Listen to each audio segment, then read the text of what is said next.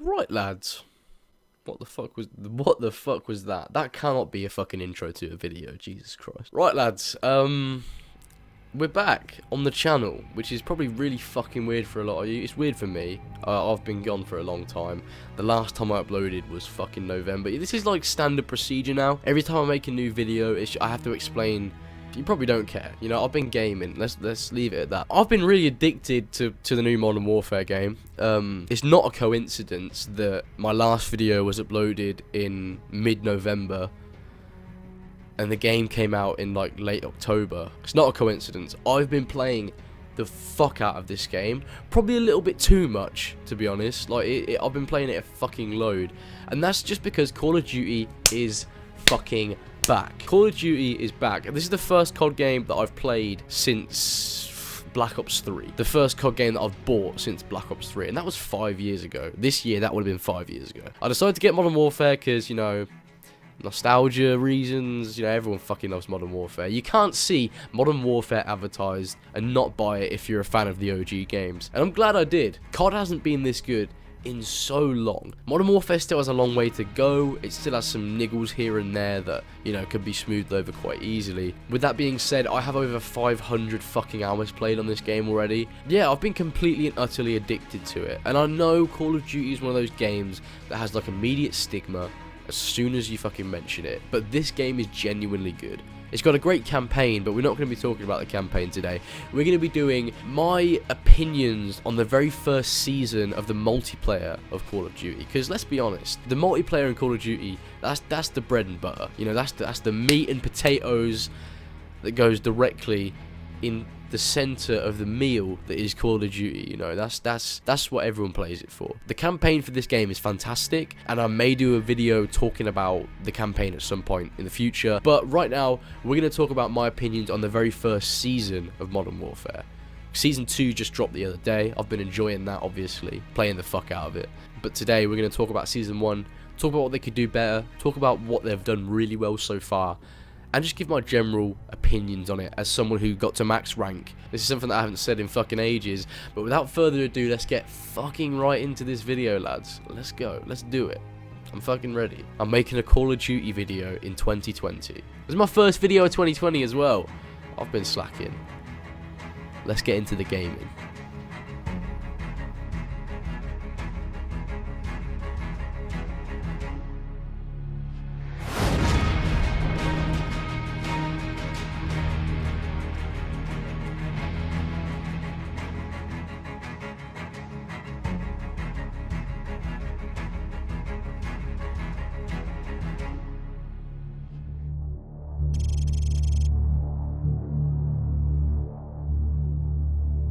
To get it out of the way, Spec Ops is incredibly hit or miss. It really depends on the company you keep when you play it. If you play Spec Ops alone, you're not going to have a good time. Playing Modern Warfare Spec Ops with randoms is absolutely infuriating, and no one seems to play as a team. Stealth is impossible when you're uncoordinated, and most of the time it's just low-level scrubs who loaded up Spec Ops to see what it is and end up quitting session after they go down. No. The best way to play Modern Warfare Spec Ops mode is to grab 3 friends, make a lobby of your own. This is where it's most fun.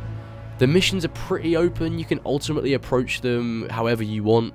You can do it stealth, you can go all guns blazing. You know, you can pretty much choose however you want to do it. The most fun way of doing it, I'd say, is pulling it off stealthily if your team's coordinated enough. Although it can be pretty tricky. You know, most of the time you have to have good coordination, and quite frankly, there isn't enough of a stealth system in place for you to do stealth properly. You know, people are alerted very, very easily. You can go long range, you can go close quarters, whatever you want. It really depends on the loadout you choose, which role you select, and which munitions you choose to spawn with. Spec Ops is a completely different experience when you're playing with friends. I can't stress this enough. It really opens up the game mode a lot more. The missions themselves are not awfully engaging. It's a matter of going from A to B to C, killing enemies, briefly interacting with things, and holding down areas from waves of ruthless enemies. It's just standard co-op FPS PvE gameplay. However, as I've said, it's the way that you tackle these missions with friends that makes them so utterly enthralling or hilarious. When you pull off a difficult section of a mission and all of you get out of there unscathed, it is incredibly fun, I'm not gonna lie. Although in the end, The Spec Ops is rendered completely unplayable if you decide to matchmake. Just don't do it for your own sake. As for the classic Spec Ops missions, they're a bit of a letdown. In previous Modern Warfare games, the Spec Ops missions, especially in Modern Warfare 2, were fun, short arcade-style missions that could be completed in a couple of minutes. This made their replayability go through the roof, so you could beat your high scores and try to get 3 stars on all missions. Some of my fondest memories in Modern Warfare 2 were us playing Spec Ops with a friend, trying to beat our time on the snowmobile mission. It isn't the same with the classical Spec Ops missions from Modern Warfare 2019. There isn't that sense of fun at all. In fact, it's almost like they sucked all the heart and soul out of classic Spec Ops, instead replacing it with a component that just feels long and drawn out. For example, stealth missions in Modern Warfare 2's and Modern Warfare 3's Spec Ops, the stealth missions actually required stealth, and both of them are incredibly fun. Modern Warfare 2019's mission, Pitch Black, is just not the same, for one huge glaring reason. The enemies are immediately aware of where you are. This defeats the point of the mission being at night time. I was so excited for a cool stealth Spec Ops mission like we saw in previous Modern Warfare games, but was met with the same nonsense shouting terrorists as all the other missions in the classic Spec Ops playlist. The missions are too long, they aren't interesting enough, and quite frankly are the weakest aspect of the first season of Modern Warfare. Something that concerned me about Spec Ops was that the much beloved survival mode, which was critically acclaimed by fans of Modern Warfare 3, has been made a console exclusive for PS4 until October 2020. Yep, you heard that right. That wasn't a mistake in my script. For whatever reason, Activision and Sony's deal for Call of Duty Modern Warfare has locked survival mode behind a certain platform, which in mine and many others' opinion is absolutely fucked. I'm not a big fan of console exclusivity as it is, excluding PS4 exclusives that wouldn't have been what they are without the exclusivity. I think this is entirely unneeded and very predatory on Activision's behalf. Realistically, not many are going to buy a PS4 and or a whole new $60 copy of Modern Warfare just so they can play survival. It's seemingly entirely pointless. Additionally, I guess I'd understand if the exclusivity lasted a few months. That'd be fair enough. But nearly a whole year of exclusivity is excessive and pointless. But at the end of the day, it's Activision. What did I expect?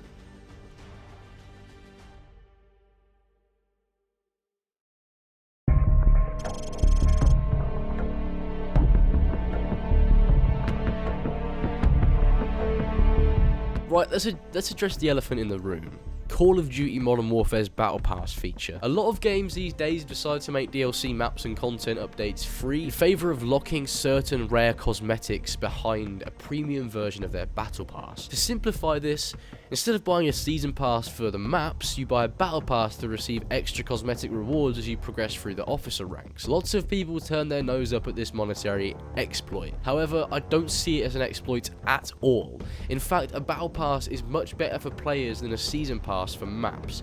All updates, DLC content, maps, game mode updates, and additional weapons are completely free to everyone who has bought the base edition of Modern Warfare. The only things that are actually appealing in the Battle Pass are entirely cosmetic. The Battle Pass includes emblems, weapon charms, calling cards, operator skins, XP bonuses, and very rare weapon blueprints. This is fantastic if you want the extra cosmetic stuff for playing the game, and that's great. If not, then you are not forced to buy the Battle Pass, and there are no competitive disadvantage whatsoever. What's more is that the extra weapons that were added during Season 1, Ram 7, the Holger 26, and the crossbow, could all be earned in-game for free with little grinding required.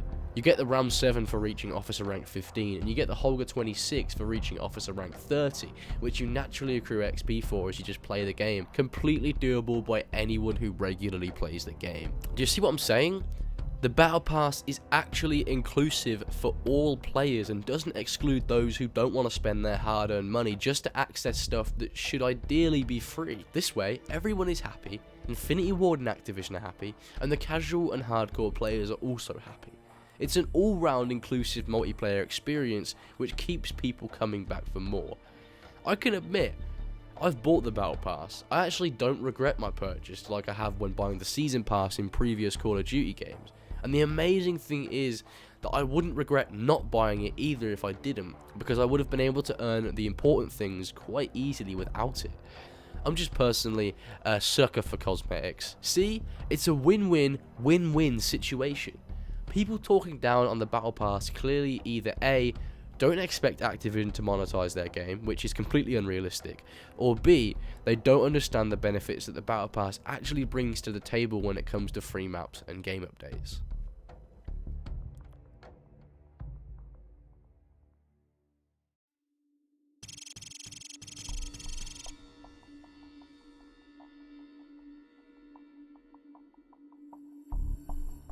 Call of Duty's bread and butter, the core playlist. In this game, it's not awfully dissimilar to previous entries in the series. You've got your classic Team Deathmatch 6v6, Team Deathmatch 10v10, Search and Destroy, Domination 6v6 and 10v10, Hardpoint, Free-for-all, all that great stuff. Classic Call of Duty game modes, you've probably played them hundreds and hundreds of times in many different iterations and forms. I don't need to talk about them. Cranked got added into the game earlier in Season 1. I don't know why they removed it, because it was one of the most enjoyable game modes in the entire game, and it completely fixes the issue of people camping, which I'll address later in the video. Cranked made its debut in COD Ghosts, and I'm really glad to see them bring it back with Modern Warfare. It's hectic, adrenaline-filled, and can lead to some really fucking crazy kill streaks. Cranked is a fantastic game mode. Please put Cranked back into Modern Warfare. I see no reason as to why it was taken out. Infected was also added during Season 1 to tickle everyone's nostalgia pickle, and it is more of an official game mode now, opposed to feeling like a custom game variant like it did in previous Modern Warfares. Like Spec Ops, it's incredible when playing with friends because of how hectic it can get when you're holding down an area, but when you're playing alone it can get sort of boring very quickly, especially considering how easy it can be to survive when you're a survivor. Again, there's simply too many buildings and windows, so it's sort of unfair on those that are infected. There's not much more I can say about Infected really. It's infected. What more did you expect? Like, it's good, it's fun. Another addition from previous CODs we saw was a return of the fan favourite gun game, which saw its conception in the all-time classic Call of Duty Black Ops. We love gun game. It's just a game mode that you can jump into and have some casual laid-back fun. The games don't last too long either, which is nice. I only wish that the guns in Modern Warfare were a little more interesting to use. A lot of them, especially ARs, feel overly similar, which is a huge shame. But that still doesn't mean that gun game is bad this time around. It's still great fun. Not my go-to game mode, mind you, but it's still fun nonetheless. So we've established that there is a fair amount of base game modes in Modern Warfare. I don't need to explain this to you, do I? It's standard Call of Duty. Kill people, play objectives, earn kill streaks, and just have a blast. Although to me there's one big glaring issue. The actual game modes themselves are not the problem. The big problem is the game's base maps in Season 1. A lot of them are simply too oriented around camping and mounting that you have to drastically shift the way you play Call of Duty to a more careful style of play in which you religiously check buildings and corners, because someone is most likely sitting in the corner or in a window just waiting for someone to pop around the corner. This sounds like a good thing from the way I'm describing it, but honestly, it's increased corner camping by a ridiculous amount and leads to lots of people playing the game in a very slow and engaging way. Call of Duty has always been an arcade style shooter, and honestly I really appreciate the devs' attempt at changing the way we play the game. But a lot of the base game maps just don't do a lot of these game changes justice, because players are now too scared to rush or too scared to play the objective, so they just sit pre-aiming through windows or down corridors. I've learned since the beginning of the game to combat these types of players much more easily using equipment and by excessively sliding and jumping around corners, but I still consider it an issue. It makes playing the core playlist quite tiresome. Some maps that I think were designed poorly in this instance were Grasna Ray, huge open street with windows in nearly every building, meaning if you go outside to flank, you're essentially screwed because of the amount of people waiting in windows for you to pop your head out of cover. Arklov Peak is one of the better, worst maps of the game, but I still think it's too long range in areas and leaves you no versatility to loadouts, as it essentially forces you to use assault rifles, marksman rifles, or snipers because of the plethora of windows and wide open areas. It's not a terrible map, but it inconveniences people who prefer to use SMGs or other short-range builds, which makes it annoying to play half of the time. And finally, the worst base game map has got to be Piccadilly. This map is genuinely among some of the worst Call of Duty maps of all time. Whoever designed this map clearly doesn't have their head screwed on correctly. It's essentially a big circle with buildings around the outskirts and a huge open centre. This means that you are almost forced to camp because trying to rush forward or make any form of push is cut short by people corner camping, sniping, or pre-aiming down the street. I hate this map with a burning passion. Whenever it's the next up map, I always leave the lobby because, quite frankly, it's just not fun to play. I get the new direction of making COD more engaging, but this map just leaves you feeling paranoid and exposed at all times, which ends up being more than a nuisance than entertainment. And although there are some bad eggs, there are genuinely amazing maps that are always fun to play. A couple of my favourites being Gunrunner, Hackney Yard, Ramaza, and of course the fan favourite Shoot House. I love the aforementioned maps, they're really fun, and you find yourself getting blindsided significantly less, but there isn't another map that perfectly showcases Modern Warfare's hectic, competitive, well-balanced gunplay as Shoot House. It was originally designed to be a map made for mayhem, but I honestly think Modern Warfare desperately needs more maps like Shoot House, with clear spawns, 3 lanes, and visible firing lines. A lot of the other maps in this game lack that classic Call of Duty charm. Shoot House is almost the definition of Call of Duty charm, and I believe in the years to come, people will look back at Shoot House with fond memories, much like the all-time favourite Nuketown. I'm not saying the map has no problems, the spawns need some work, and sometimes it's far too easy to be spawn trapped, but I'd be lying if I said I didn't love Nuketown, which also suffered from the same issues. However, Shoot House even existing raises some concerning problems for future DLC maps, especially considering Season 2 has just dropped.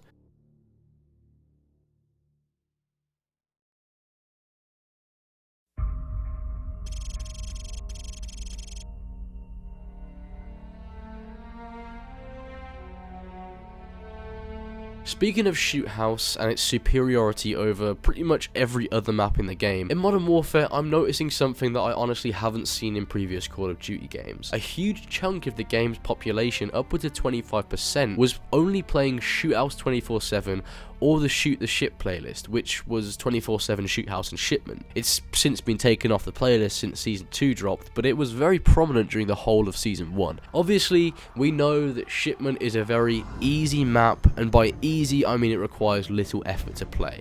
You don't have to listen for enemies' footsteps, and you don't really need to check your corners because everyone's constantly running around. You can just mindlessly play it.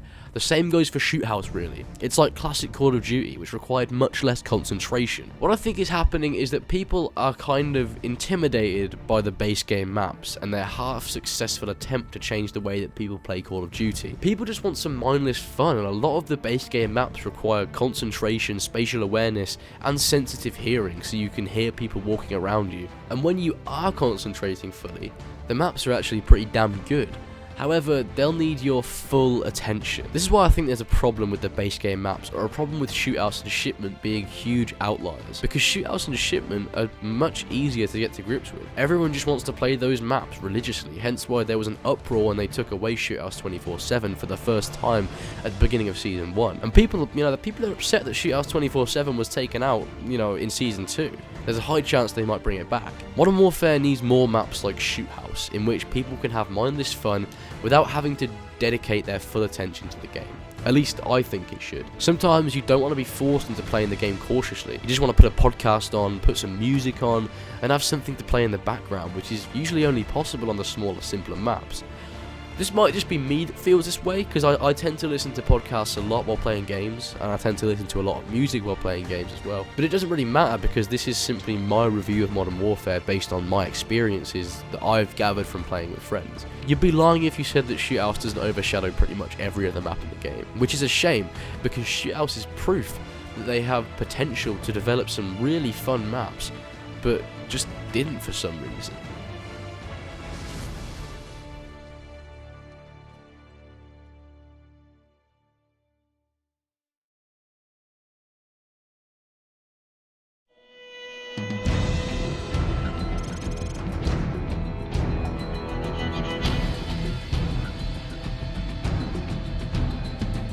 Modern Warfare saw the return of large-scale maps and large player counts for ground war as seen in Black Ops 4. However, ground war in Modern Warfare is not shit like Black Ops 4's ground war. In fact, they've clearly taken a lot of inspiration from Battlefield's multiplayer with this game mode, and that's not necessarily a bad thing. In fact, I think that Modern Warfare's ground war is the best we've had in the entire Call of Duty franchise, so they've done something right. And my, is ground war really fun.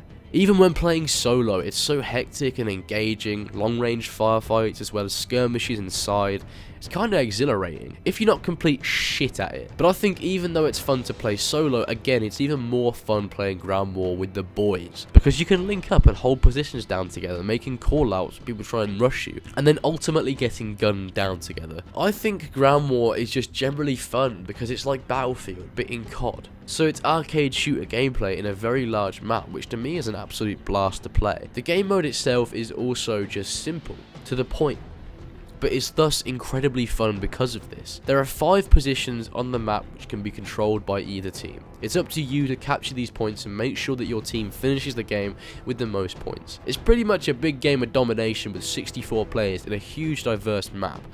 It's so fun to just get stuck in and see how long your streaks can go. Ground War also completely changes the way you play, because you have so much freedom to walk wherever you want and do whatever you want, so it really allows for more diversity when it comes to loadouts and playstyles, which makes for some really unique moments that we've never seen before in Call of Duty games. I just think that Ground War desperately needs more diversity in maps, much like the standard playlist. To my knowledge, it has 5 maps, being 1, Tavorsk District, a map with towering skyscrapers and tight close quarters streets and open areas for long range engagements. Next is Karst River Quarry, set in an industrial area in Kastovia which has factories, a quarry and a huge cliffside on the mountain that allows snipers to set up camp. The next map is Port of Verdansk. This map also takes place in Kastovia at a port which has tight industrial areas with trains and containers to take cover behind, as well as quite tall buildings providing a vantage point and a huge bridge that gives whoever holds it a huge advantage due to the high ground. A slightly smaller ground war map that only has 20v20 is Anaya Palace. This is the only ground war map that can be played in all other game modes except for Gunfight. It's a solid map to be honest, and holding down the palace itself gives you a huge tactical advantage over your opponents. And lastly, this brings us to my favourite ground war map, which I think is the most balanced out of all of them. Krovnik Farmland. I definitely think the more rural maps with less huge buildings work better for ground war. Krovnik Farmland has structures and buildings scattered around this large area of hilly farmland. One of my favourite places to try hold down this map is the barn near the centre of the map. You have a good view of your surroundings from the second floor, and if people try to push, then you could easily drop back, go behind the building and then flank because it has lots of doors. It's also the easiest map to get to terms with out of all the other ground war maps. Enemy spawns are much clearer, and you can't get shot from a building high above because there aren't skyscrapers littering the fucking map. I have a blast playing this map, and usually if it isn't the next up map for Ground War, I find myself leaving the lobby and joining another until I get Krovnik Farmland. Not to say the other maps are bad, I just think that Krovnik Farmland really showcases how fun Ground War has the potential to be, especially when playing with a group of friends, shooting the shit and generally having a really good time.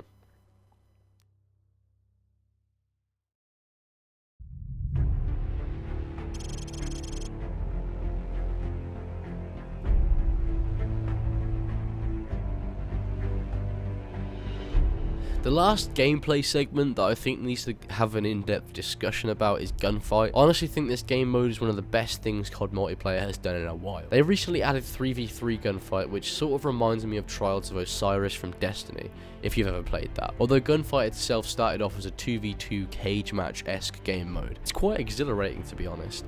When you're playing with someone and communicating and making callouts, it becomes a very interactive experience because it's just you, a teammate, and 2 opponents, all with the same loadout in a symmetrical map. So it's literally as close to skill-based competition as you can get, and it is so fun. It's one of those game modes that you can use as a warm-up before you get into the more complicated game modes, because it allows you to get back into the swing of things. Plus, it also can open up a lot of other loadout options for you. Considering you don't get to choose your loadouts in Gunfight unless you're playing Gunfight Custom, it forces you to use guns that you wouldn't normally use, which leads to more diversity in the loadouts that you bring into multiplayer, and just allows you to enjoy using other guns with a variety of different attachments in a variety of different settings. Every game of Gunfight I play I enjoy, regardless of whether I get shit on or not.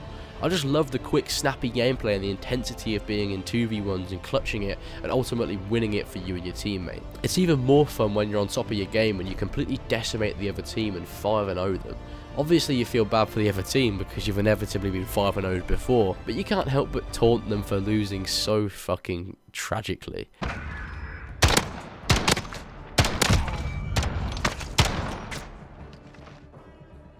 Aim assist using cunt.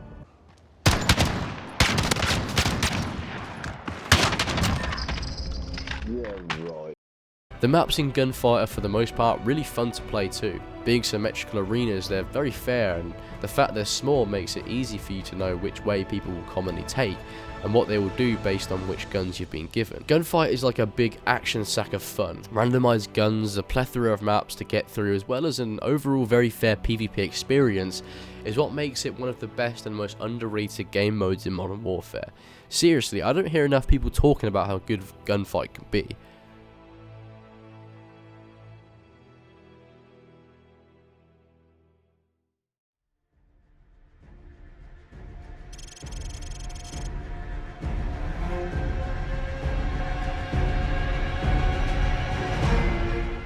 Lastly, one of the obvious things about Season 1 that I think needs to be talked about is the in-game store and the new operators that Infinity Ward have opted to add into Modern Warfare as a way of engaging players in the multiplayer. Clearly it's taken inspiration from Siege and other similar games that have a set of playable characters in their multiplayer components that are also characters, that have, backstories, voice actors and stuff like that. However, they did the sensible thing and made it so the operator you choose only changes the game in cosmetic and auditory ways, and they have no special abilities or loadouts because, well, we've had the specialists in BO3 and 4.